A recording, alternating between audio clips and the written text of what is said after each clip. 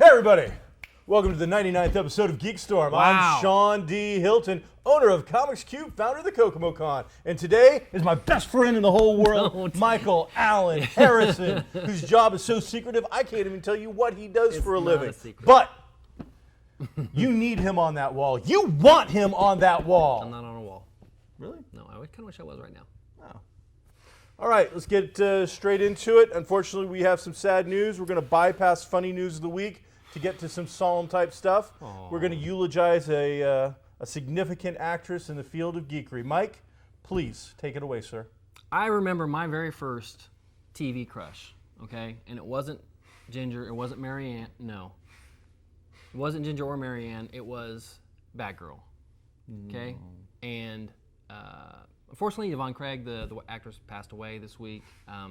She's best known for Batgirl, but of course played the Green Girl, the Green Orion's Slave Girl in Star Trek, the original series. And there was one other thing she kind of. She did a lot of, I don't know about bigger parts. I think she did some stuff maybe with Elvis, and I believe she also did a lot of guest roles. She was on $6 Million Man for an episode, guest starring. She did that whole guest star stint in the late 70s, early 80s. Yeah. She's very much like Nichelle Nichols in Star Trek, being kind of a breakout role. This was a big deal for at the time the most popular show on television. Everybody wanted to be on Batman. All the stars wanted to be on Batman, doing guest roles and things like that. That's why you see some of the bigger stars doing it from the time. So for her to be on the season, she was in every episode of season 3, which was the final season. They did a spin-off pilot, and it didn't go anywhere. But that pilot's available if you want to check it out on YouTube, I'm sure. But she was, a groundbreaker, and she was, woman power, and she was the very first female in costume on TV, in superhero costume on TV, and it was kind of a big deal. And I had a crush on her as a kid, and got the chance to see her at a convention. This is probably like Motor City Con back in the '90s, a long time ago. But I got a picture, hi Mike, blah blah blah, and everything. It's so sad to see somebody like somebody that you've grown up with, even though she was out of the mainstream for quite a while, still has the nostalgia behind her appearance. It's a sad day for geek fans everywhere. It is. I'll miss Yvonne Craig. She was a staple for quite a few years on the comic convention, pop culture convention circuit. Incredibly gracious woman, took time to do the fan thing, sold autographs for $20, $30, and was more than happy to personalize, take pictures with fans. And was just a real class act right up until her death. She was involved in different charities and things of that nature. So this is my personal picture of her with her hair. All right. I'd like to move it right there if I could. I would too. This week in Kokomo, I just saw there was an ad for something coming on over at the Municipal Ball Field. There's going to be a charity game between the Kokomo Police Department and the Kokomo Fire Department. Have you heard anything about this yet, sir? Yep.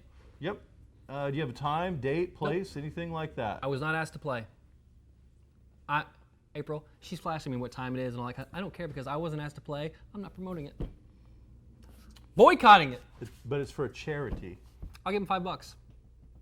Tell me the charity, I'll give him $10. Do you think that's enough to just bypass it altogether, just so you feel good about Let's make a the statement. fact that you're... Make a statement. Maybe it's because you can't throw a ball very well. Let me tell you something, okay? I've got a state championship in softball, okay, in high school. Anybody can go to a yard sale and buy that trophy, Mike. How dare you? How dare you? I have 5 bowling trophies. I don't even know how to hold one of them. I believe all of that. It's like there's things going on. I'm sure it's gonna be nice. I don't even know who the charity is, but it's they used to do it. They used to do this. Cards for kids. Cops for kids. Oh, sure. So we're doing a cop charity. Cool. Years ago, my dad's day, they played. They had basketball leagues. They had softball leagues with the cops all the time, and it was something that happened regularly all summer long. And that went away. I don't know when, but way before I got in the fire department. So it's good to see they bring something like that back. They're trying to get re-involved in the community or show the public faces of the public figures. I believe that we as GeekStorm will be there doing a taping, like doing it with us, doing like MST 3K right over the top of it. Really? Look at that guy, he's throwing.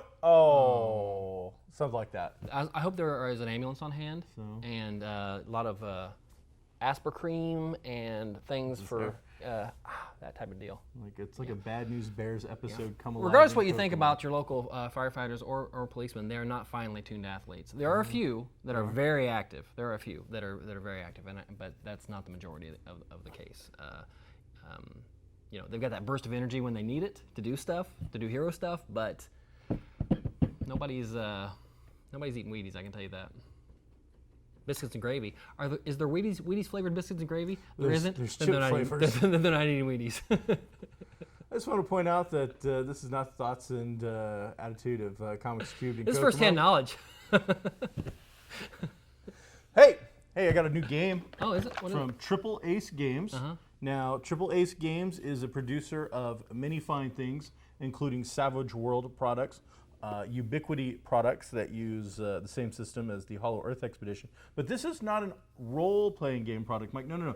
This is a board game, card game style product. I see. In a fine case that would sit on a bookshelf and look really cool. Did and you it say the plays name well. of it yet? What's that? Did you say the name of the game yet? I was getting to that. I Okay. haven't quite. We haven't described all right. of whatever. Kind of burying the lead, but go ahead. So, what we said. What's the name of the game? Well, it is Leagues of Adventure Rocket Race. Rocket and the Race. idea behind this is Britain is going to send somebody to the moon in the year 1890.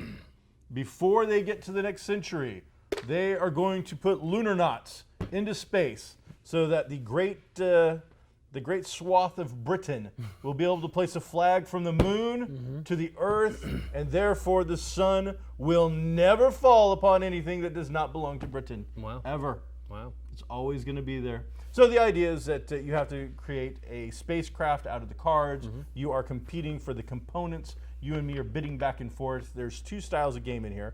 There's a basic game and an advanced game. In the basic game, we would put out the components. We're going to need like a capsule, we're going to need an accelerator, and we're going to need a steering mechanism, and then we're going to try to go to the moon. But all of these things come out, we are both bidding on them to try and create our perfect rocket. We want the best components for our rocket, and at the end of the game, when one of us tries to get to the moon, there's a chance that it will burst into flames and everyone aboard will die a horrible, horrible death. So. Looks like it's very easy, simple game. Is it available at Comics Cubed? It is. How much is it? It's 24. Oh, that's not bad. And it's going to be for between 2 and 4 players. Could take as little as 10 minutes, as many as 30 or so. Well, that's still not bad. So this is a short. Awesome. This is again what we call in the gaming world a palate cleanser style game. Ooh. You play this between 2 bigger board games, something that took an hour and a half. You want to play something just kind of short to get people out of that game, get them ready for the next game, and kind of get just some more quantity on there. And this is a great way to do it. Okay. So Triple Aces Games, Leagues of Adventure, Rocket Race is a fun game. Could be played. I would say it probably has some stuff on it for the actual age, but my guess would be 8 and up are going to be able to enjoy this without much of a problem. And kids, by the time they're 12, are actually going to start using some strategy. It says 10 plus, so I liked it quite a bit, good sir. Cool. So, CW, what do you think about John Constantine coming to Arrow? I'm gonna be honest, and I only saw maybe the first 3 episodes of Constantine was on NBC, and didn't see it lasting as long as it did. And of course, now people want to.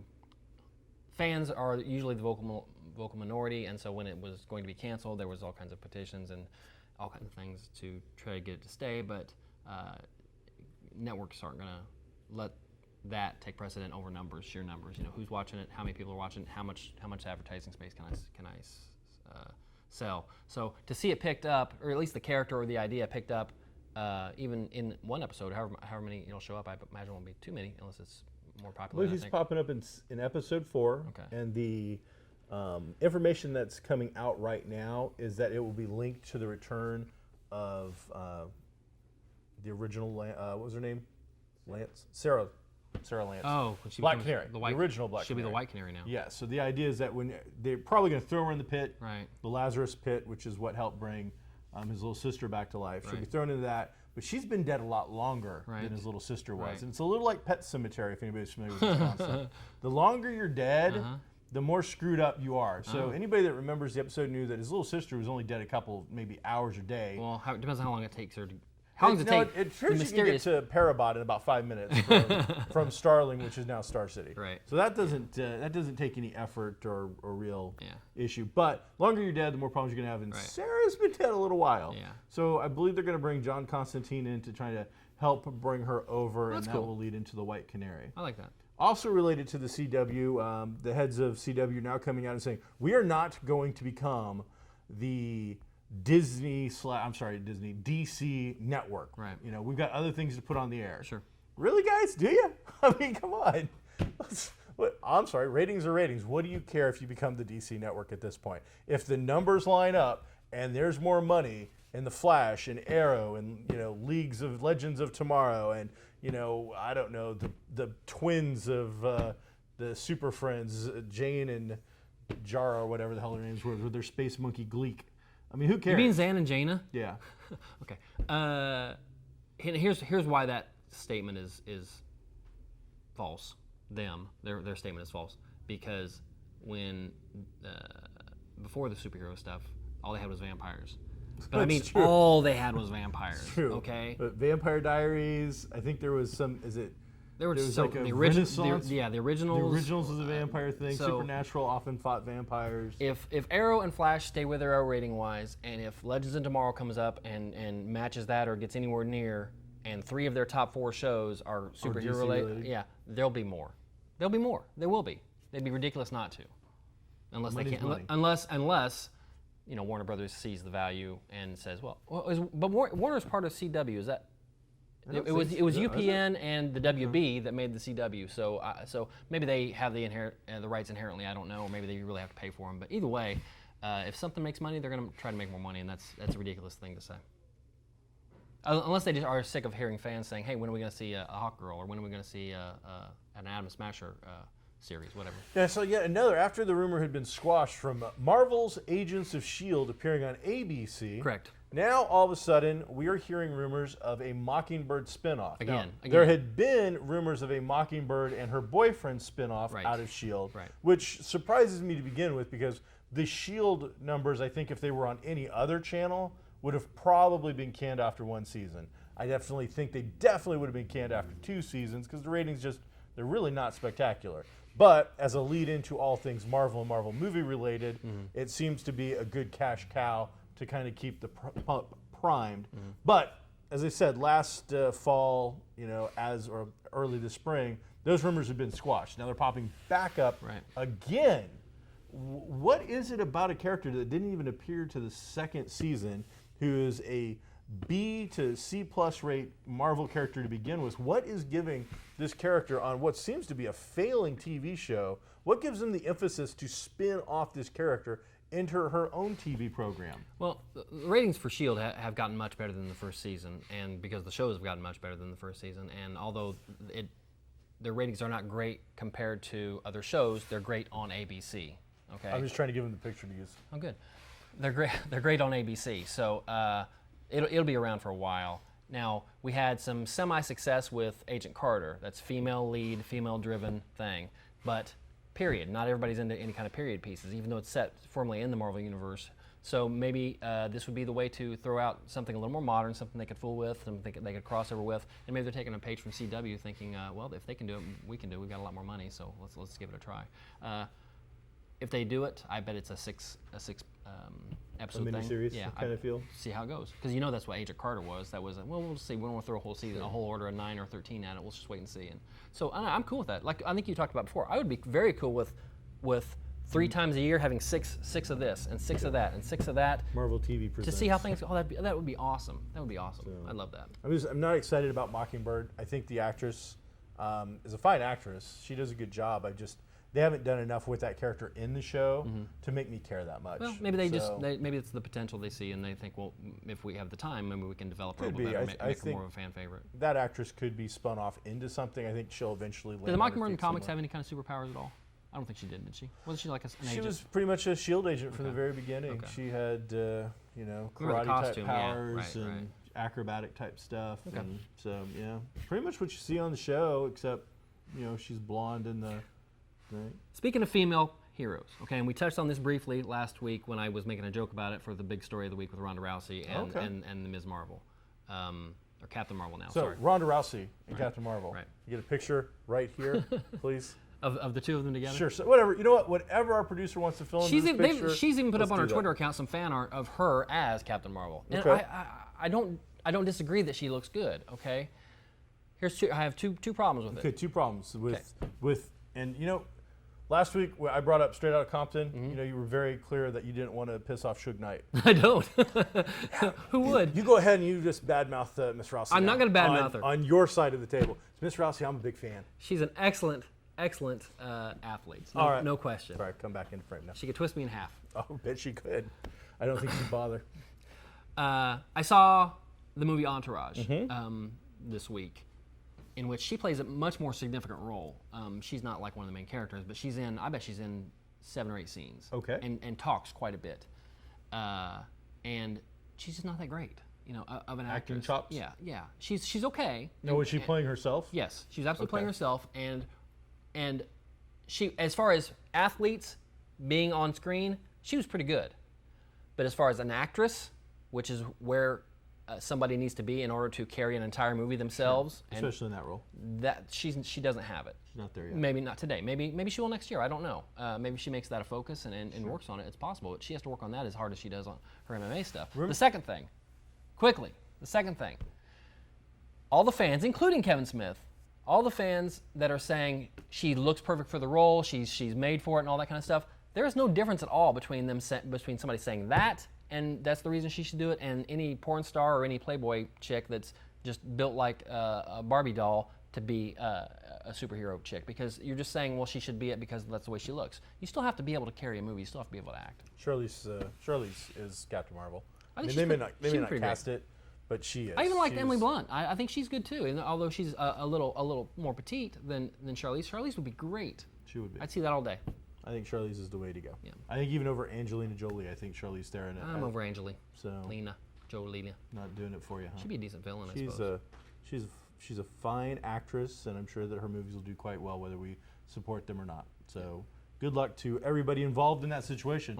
Hey, the comic of the week this week that you'll find at Comics Cube, located at 121 East Sycamore, is called Strange Nation by Paul Allor, a Kokomo native.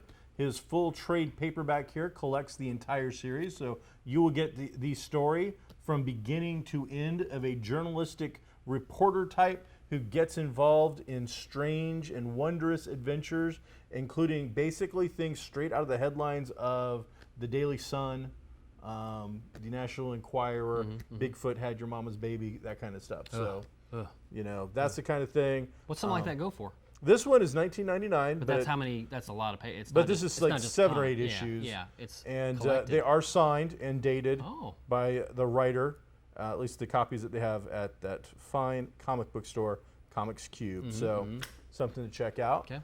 Paul will be on sometime to do an interview because he's got another mainstream book coming out from IDW called Tet, which will, I believe, involve the Vietnam conflict. So that one should be exciting, full of drama and a little bit of suspense, I would imagine. Cool. Mike, let's talk about. I'm under the impression you've got a toy of the week. Mike, what's the toy of the week? There's a lot of dead time right here. It should have been. Well, and this is the first time we mentioned it. We're here. We tape every week at Kokomo Toys and Collectibles. Right here. It's the greatest store. Heart If of you've never downtown been here, Kokomo. I don't care if you're in Singapore or if you're in Seattle. Evansville or Seattle or anywhere in between, New Zealand. I guess you need to come to this store because it is the most awesome toy store anywhere around here. It is. It really Absolutely. is. It's huge. They have everything. Ask me if they have. Name something. Do they have They've got it. the Yvonne Craig Batgirl doll? I bet they do. Okay. This is a 1/4 scale. You see? 1/4 scale Batman Arkham Knight from the video game. This thing is heavy. Okay, I'm gonna guess it weighs about 15 pounds, and 1/4 scale meaning as I had to explain to April earlier. I think it's heavy. 1/4 scale means 4 of these stacked high is how tall Batman should be. 4 of them wide is how wide he would be. With it. So it's very heavy, and it's well articulated, and the sculpt is excellent. I know you can't see it up close. Maybe we can post a picture of it, but it's an excellent sculpt. It's very heavy. $100 for the Batman Arkham Knight, but mention GeekStorm, and you'll get 11% off. 11% off of the Batman Arkham Knight. If you mention GeekStorm, Mike will even sign this one for you. I will sign it. He'll I have nothing to do personalize with it Batman. you. I've never had a Batman. Well, I had a Batman costume. Love when I Mike was from GeekStorm. Yes, you have. I've seen it. 4 years old, but not You since. keep posting it up on your Facebook page. Now that you've got a girlfriend, it's gone away. Cause you used it as like, clickbait. That for one's chicks, I think. $88 because it just fell. Oh, that is wonderful. Hey, what other news you got? Let's talk about it. Man, Straight Outta Compton made Straight Outta Cash. Yeah, Holy it did. cow, it made some money. I'm hoping to go see it tonight. Blew away the estimates. Just, walked up and just, we're not going to use any of this. It beat Man from U.N.C.L.E. soundly in the money department. It did. I haven't seen it yet. I want to see it tonight. I did see Man from U.N.C.L.E. and I liked it a lot. It was a tight, original little spy flick. Did you see Mission Impossible yet? I'm going to be honest. I saw Mission Impossible. I went to the theater to see Mission Impossible. Half hour in, I fell asleep, and I left the theater. Okay. So I thought the last one was just okay. But I'm just kind of over. And we talked about this before, but the stunt-driven movies like Pirates and things like that in The Lone Ranger, and this just very much seemed like that. Okay. A stunt coordinator comes up with, hey, we could get a guy, hey, we could build a rocket car, okay? We could get a rocket car and jump the, I'm doing Hooper. So Man from U.N.C.L.E. was fun? That's Hooper. I was doing Hooper there. It was a fun action adventure movie? Yes, it was good. It was good. How was Arnie? He was good. Was he? Yeah. Superman? Yeah. He was good too? Yeah. The Lone Ranger and Superman were very good together. I mean, this is a major team up. I'm surprised we didn't hear more about Superman versus the Lone Ranger. Right. Henry, I think it's Cavill. I'm not positive, and I'm going a little Shawnish there, but he played a character. It was cool. It wasn't just him. He played a very almost Tony Stark-like, confident, quippy character, and I don't know much about the original series. Other than it was Robert Vaughn, that played the original Napoleon Solo. That wasn't Robert Vaughn. No, it wasn't Robert Vaughn. Yeah. It was that guy. And it says it right here now. And the guy from NCIS who plays Ducky. He was, I believe, the Russian guy. Was he? He's the blonde guy. Ilya Kuryakin? I don't know if he's Kuryakin. He's the blonde guy in Man from U.N.C.L.E. That's Ilya Kuryakin. No, then I would imagine that's him. All right, so it was good. Moving on. No, wait, no, let me give it a minute. How much time do we have? Let me give it a minute. I'm trying. Okay. I'm trying so Oh, I'm hard. sorry. I'll let you. Trying to your improve the thing. show. Well, when you take the next week off, so I'll know. All right. We can really ratings up. In that, it was. What was I saying? You're not saying anything. You got me. That's the problem. Because now I was going somewhere. And we don't edit, so it's gonna stay in there. It's just, this is dead moments. No, it was a good movie. And Solo was basically a criminal, basically somebody who was. No, Solo was a bad Mario Peebles movie that you drugged me to. Oh no! Wait, you took me to that. That was. I don't forget. You wanted to be like Mike. Napoleon Solo was like an art thief and very sophisticated, and he plays the sophisticated spy almost better than say James Bond. It was very good, and there was nothing really predictable about it, and I enjoyed it quite a bit. Everybody should go see The Man from U.N.C.L.E. U-N-C-L-E, Uncle. Thanks for saving time for that. Review ever. It was a good movie. Go see it. How's that? All right, where are we at on time-wise, producer folks? We got like 7 minutes. Wow. Oh, well, we got plenty of time. Sure. You could have rambled on that even longer if you'd really wanted to. If you would let me. That would've been If you would just let me. Any summer television that we need to keep up on? I know my wife is watching Big Brother. They're kicking people out of houses every once in a while, and they're going to jury pools, and I read a book while she watches it. Fear the Walking Dead starts Sunday. Oh, I'm so I don't know when this will air, but the first 3 minutes of it is available on AMC, and I watched it, and it's very much the same tone. I was worried that because of where the show starts, it starts when basically this show is basically set in the time that Rick is in a coma. And how long is Rick in a coma? I don't know. It's a couple the answer to that. months. Yeah. It wasn't that long. It wasn't like years. Yeah. This is only 6 episodes, even though the first episode is 90 minutes. It's still only 6 episodes. Okay. So it's not a ton of time, and I'm sure they'll adjust the time. I had heard that by season 3 or 4 they're going to be caught up with the other show time-wise anyway, but that remains to be seen. But the first 3 minutes you had zombie stuff. I was worried that it was going to be very slow at the beginning and people weren't going to give it a chance because everybody's used to the craziness on The Walking Dead. I very much thought they were going to turn this possibly into like a medical procedural type show. of them figuring out what was going on with little bits of shadowy zombie stuff here and there. So I'm glad to see that we're going to jump straight into the zombie mythos and get on with the eating of people's faces. Now, that first zombie you see, and these first zombies you're going to see, are very different than the ones that you see in The Walking Dead. Sure, they're not not gonna be deteriorated exactly. yet. They're normal-looking folk with some messed up stuff. Yeah. So it'll be interesting to see. No well zombies and stuff like that just yet. This will also be one of the first big series, in which somebody of the main male character is of Middle Eastern descent, and that hasn't happened very much at all. So although Kim Dickens, who's the female lead, is very popular and has been in a ton of shows, Denwood's, Sons of Anarchy, and a lot of other things. Be interesting to see how that family dynamic works, as although he is one of the main characters, of course, main characters, for the most part, even really aren't safe either. So not in the show, especially, and that's what's great about this show that I like. I like this right now a little more than The Walking Dead.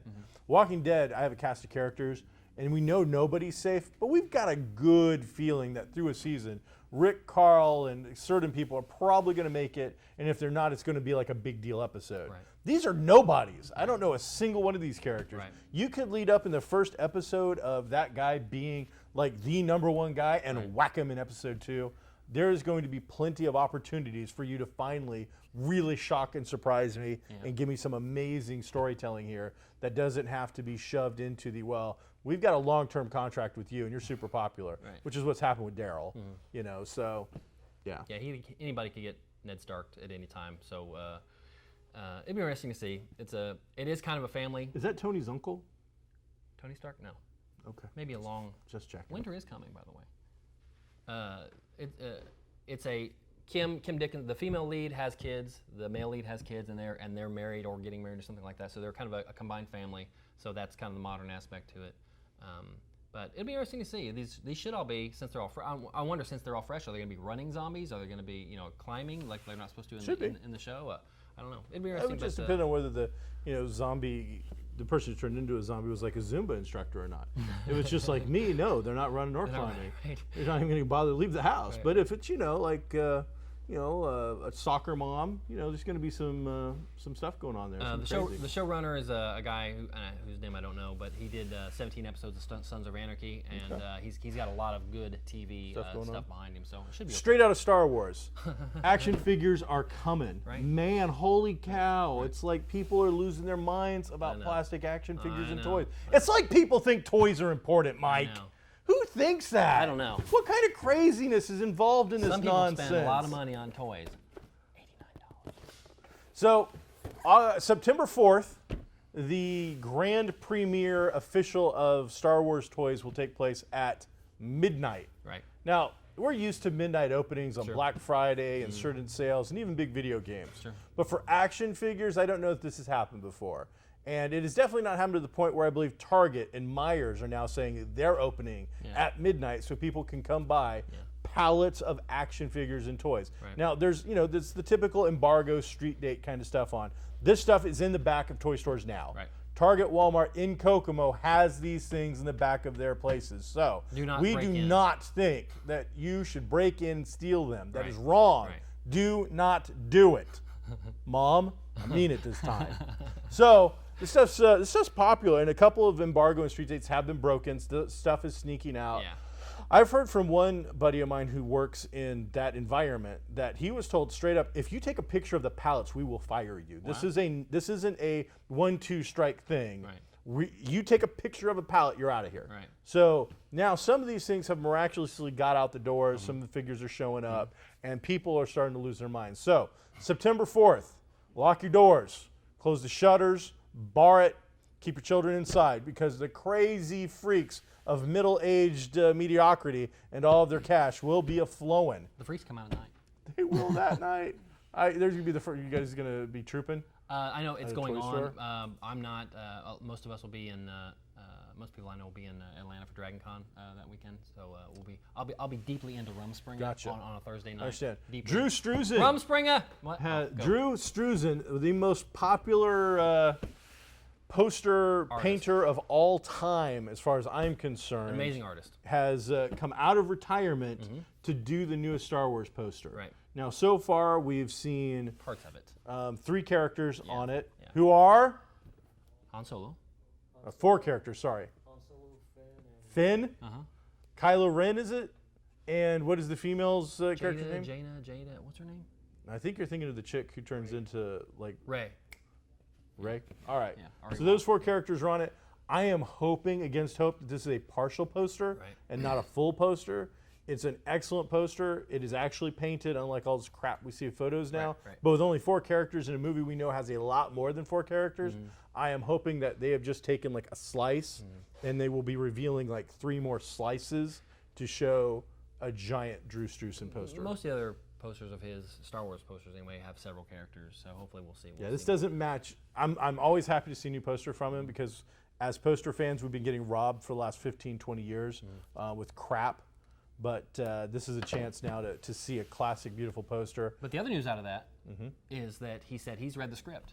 Yeah, he's seen half the movie. And he says, okay, yeah, and he says he thinks it might be the best or one of the best best yet of all 6. So The other thing it did was it gave, I think, a major spoiler, unless this is faked, unless Drew was given like information to give out. Finn's got a lit up lightsaber in his hands. He does. And there's nothing in any preview or interview or anything else that's ever made me think that Finn was supposed to be Force sensitive. Right. So that to me is kind of a big deal. Yeah, and although it's always possible that a non-Force user could pick up a lightsaber, it's happened once before with one character, maybe Han Solo. I mean, other characters, Yes. you could probably pick it up and even use it, I would When Han imagine. Solo, when he split the tauntaun. You could turn it on. But that wouldn't make a poster. The point, yes, that's exactly it. Is It would not make a poster. Right. He's got to be Force sensitive to be on that poster with that lightsaber. I would think. Hey, that's GeekStorm. We're over time. Thanks for checking us out. Don't forget to check out Chum. Don't forget to chum it out there because they're going to put on a giant Chum in shark the from Funko. Comics Cubed and Kokomo Toys and Collectibles right here on Geek Street, 121 East Sycamore. I'm not sure what the address is here. It looks like it's 111 East Sycamore. So Get we'll ready see for you here. our 100th episode. 100th Yeah, I'm episode sure it'll be coming up. special. Oh, it'll be fantastic. amazing. Oh, my Goodbye. goodness. What did you get?